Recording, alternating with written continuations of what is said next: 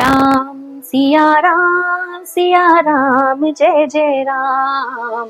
राम सिया राम जय जय राम।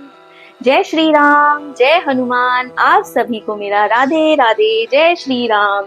जी हाँ, जैसा कि हम सभी जानते हैं कि अब राम नवमी का उपलक्ष्य आने वाला है और राम नवमी वाले दिन बहुत ही सारे ऐसे उपाय हैं जो कि मैं आपसे शेयर करने वाली हूँ, जिससे कि हमारे जीवन में भगवान राम की, भगवान हनुमान की अपार कृपा बने। जी हाँ, तो आगे अभी आने वाले वीडियो में मैं आपसे शेयर करने वाली हूँ कुछ ऐसे उपाय जो कि यदि हम अपने जीवन में करते हैं तो हमें भगवान राम की और माता की अपार ब्लेसिंग्स मिलती है।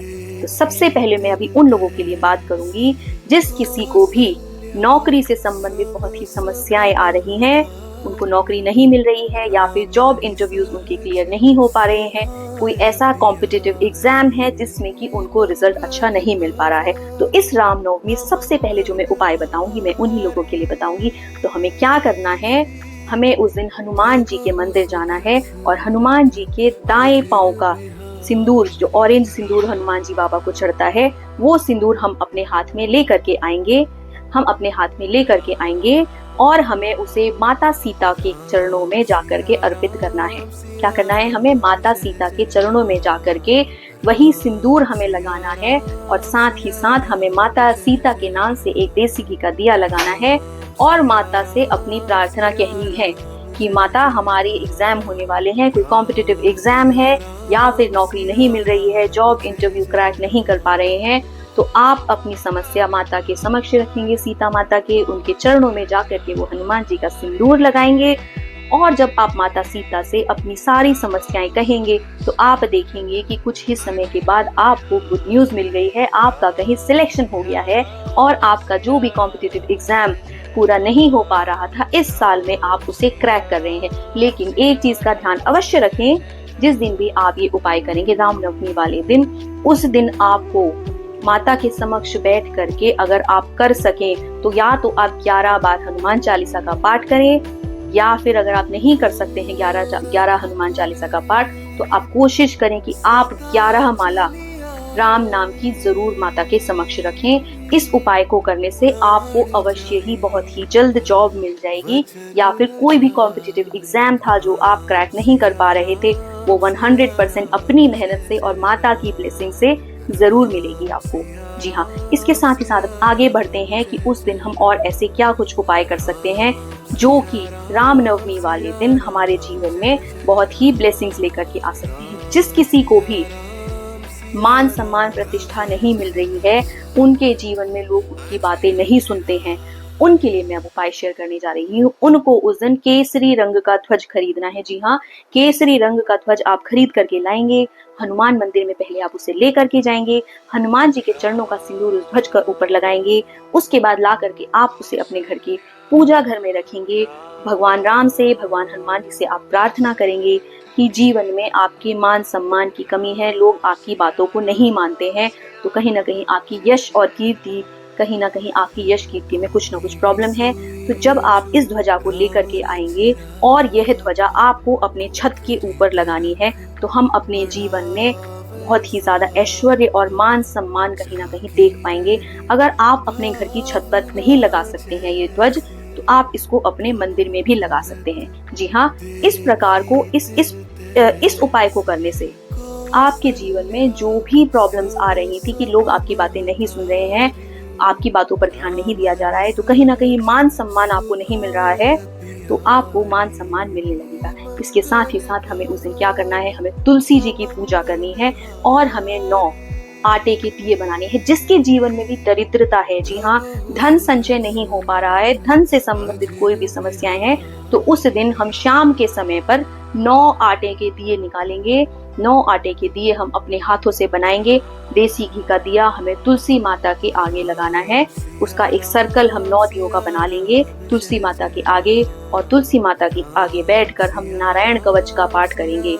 जी हाँ, उस दिन हम, क्योंकि भगवान राम जो है वो भगवान विष्णु के ही अवतार हैं, नारायण भगवान के ही अवतार हैं, और तुलसी माता को अति प्रिय है भगवान विष्णु। जी हाँ, तो उस दिन हमें तुलसी जी की भी पूजा करनी है। शाम के समय हम 9 दिए तुलसी जी के आगे लगाएंगे और नारायण कवच का पाठ करेंगे। हमें दिए के घेरे बनाने हैं। जब हम इस प्रकार से दिए के घेरे बनाएंगे और माता तुलसी की हम पूजन करेंगे तो हमारे जीवन में जो भी समस्याएं आ रही हैं, धन आपका एकत्रित नहीं हो पा रहा है, बीमारियों में आपका पैसा कहीं ना कहीं यहाँ वहां जा रहा है, तो आप देखेंगे कि इस उपाय को करने से आपके जीवन में अपार धन आने लगा है। जी हाँ, इस उपाय को करने से यदि कहीं पर भी कोई भी ब्लॉक होगा तो भगवान नारायण के आशीर्वाद से वह आपका जो भी ब्लॉक्ड मनी है वो आने लगेगा आपके पास। जी हाँ, जिस किसी के भी घर में राम दरबार नहीं है या फिर राम जी की कोई भी तस्वीर नहीं है तो आप प्रयास करें कि राम नवमी वाले दिन आप घर में ला करके अपने एक राम दरबार जरूर रखें। उससे भगवान राम की, माता सीता की, हनुमान जी भगवान की और साक्षात भरत जी की, लक्ष्मण जी की, हमें एक साक्षात उनकी जब हम प्रतिमा अपने घर में हम लेकर के आते हैं तो हमें उनकी ब्लेसिंग्स मिलती है। और कुछ कुछ दिन ऐसे होते हैं खास जिस दिन हमें अपने घर में भगवान राम को लेकर के आना चाहिए। जी हाँ, हमें भगवान राम के आगे उस दिन घी का दिया लगाना है, भगवान की पूजा करनी है, रामचरितमानस का हमें पाठ करना है यदि हम कर सकें, और श्री रामचंद्र कृपालु भजमन वाला जो भजन है हमें भगवान को सुनाना चाहिए, भगवान राम को। तो ये सब छोटे छोटे उपाय करने से भगवान राम हम पर अति प्रसन्न होंगे। इसके साथ ही साथ जिस भी व्यक्ति का बुध ग्रह बहुत ही पीड़ित है, ना कि बुध ग्रह, यदि आपके 9 ग्रहों में से कोई भी ग्रह यदि पीड़ित है तो मैं आपको उसका एक सटीक उपाय शेयर करने जा रही हूँ।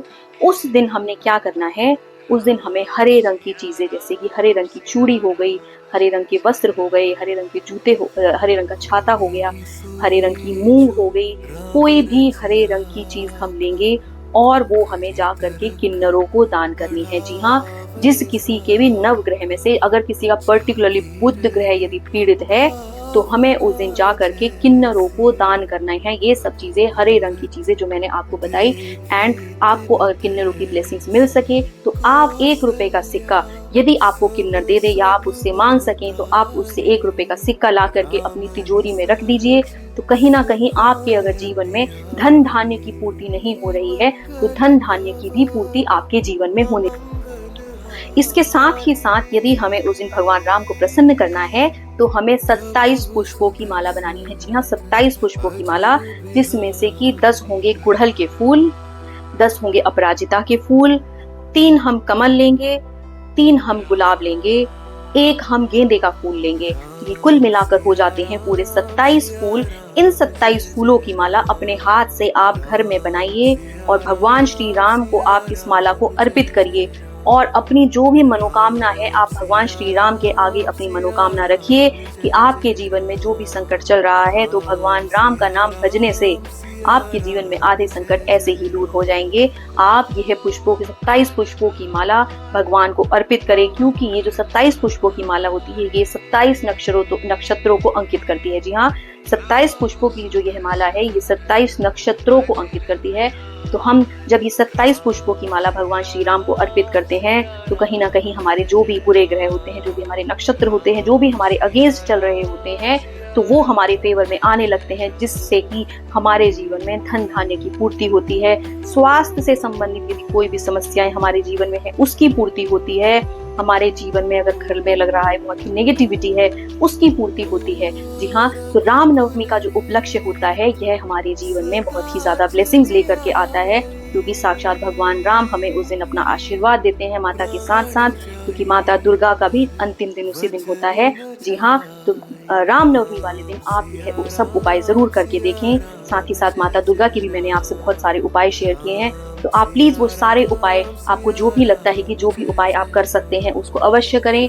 क्योंकि देखिए, यह जो उपाय होते हैं हमारे जीवन में, इनको करने से हमें एक बार लगेगा, कई बार हमें रिजल्ट नहीं मिल रहा है, लेकिन कुछ चीजें हमारे जीवन में ऐसी अटकी होती हैं जब हम उस चीज को निरंतरता से करते हैं। जी हाँ, जब हम उसको रेगुलरली करते हैं तो कहीं ना कहीं हमारे जो बुरे कर्म थे वो छीन होने लग जाते हैं और हमें अवश्य ही उसका फल मिलने लग जाता है। देखिए, आपसे एक चीज मैं जरूर शेयर करूंगी कि मैं बहुत सारे उपाय आपसे शेयर करती हूँ, तो बहुत लोगों को लगता है कि इन उपायों को करने से क्या होगा, जो जीवन में लिखा होगा वही। देखिए, हमारा जो जीवन है, हमारा जो जीवन, जो यह जन्म हमको मिला है, यह हमारे सारे अच्छे और बुरे कर्म से निश्चित होकर के हमको मिला है। तो कभी कभी हमारे जीवन में बहुत कष्ट, बहुत ही विपत्तियां आती हैं और हमें लगता है कि हमारे जीवन में जीवन एकदम शून्य सा हो गया है। तो जब हम भगवान के छोटे छोटे उपाय करते हैं, तो जो भी हमारे बुरे ग्रह होते हैं या पूर्व के कुछ संचित पाप होते हैं, जब हम किसी भी चीज का अनुष्ठान करते हैं, जब हम किसी भी प्रकार की कोई पूजा करते हैं, भगवान को समर्पित करते हैं, तो वो हो सकता है एक बार में आपको परिवर्तन ना दिखाई दे, लेकिन जब हम उसको निरंतरता से करते हैं तो उसका डेफिनेटली हमें रिजल्ट मिलता है। क्योंकि कभी कभी हमारे पूर्व के पाप इतने पुष्ट होते हैं, इतने प्रबल होते हैं कि वो छोटी मोटी पूजाओं से, छोटे मोटे उपाय करने से नहीं जाते। लेकिन जब हम ये उपाय करते हैं तो वो कहीं ना कहीं जरूर उसका प्रभाव पड़ रहा है, वो कहीं ना कहीं जरूर क्षीण हो रहे हैं, कहीं ना कहीं जरूर नष्ट हो रहे हैं। जब आप उसको बराबर लगातार करेंगे, निरंतरता से करेंगे, तो आप देखेंगे कि जीवन में परिवर्तन बिल्कुल ही आएगा। एंड मैं जो भी उपाय आपको बताती हूँ, सारे पूजा पाठ से रिलेटेड बताती हूँ, उसमें कुछ भी ऐसा नहीं है कि आपको बहुत ही जाकर के महंगी चीजें खरीदनी पड़े या आपको मार्केट से कोई महंगी चीज लेकर के आनी पड़े। सिर्फ आपको अपना समय देना है, थोड़ी सी आपको भक्ति भाव से, श्रद्धा रखते हुए यह सब उपाय करने हैं। जब भी हम कोई भी बड़ा त्योहार आता है, चाहे वो माता का आता है, दशहरा आता है, जैसे रामनवमी आ रही है, दीपावली आ रही है, अभी अक्षय तृतीया आने वाली है, हनुमान जयंती आने वाली, अभी जो है शनिश्चर अमावस्या जाकर की गई है। तो इस सब समय पर जो है, जो नक्षत्र होते हैं वो बहुत ही प्रबल होते हैं, और जब हम वह उपाय करते हैं तो उस उपाय को करने से निश्चित रूप से हमारे जीवन में परिवर्तन आता ही है। तो आप जीवन में बिल्कुल भी निराश ना हो। यदि आपको लगता है कि आप बहुत उपाय कर चुके हैं, उपाय करके भी आपको रिजल्ट नहीं मिल रहा है, तो देखिए, हमारे जीवन में किया हुआ कोई भी कर्म निष्फल नहीं जाता। चाहे वह अच्छा कर्म है, चाहे वह बुरा कर्म है, वो निष्फल कभी भी नहीं होगा। उसका रिजल्ट हमें जरूर मिलेगा, भले ही उसका रिजल्ट हमको देर से मिले। तो मेरी तरफ से आप सभी को रामनवमी की ढेरों शुभकामनाएं। भगवान राम का, माता सीता का, माँ दुर्गा का, सबका आशीर्वाद आप लोग पर बना रहे।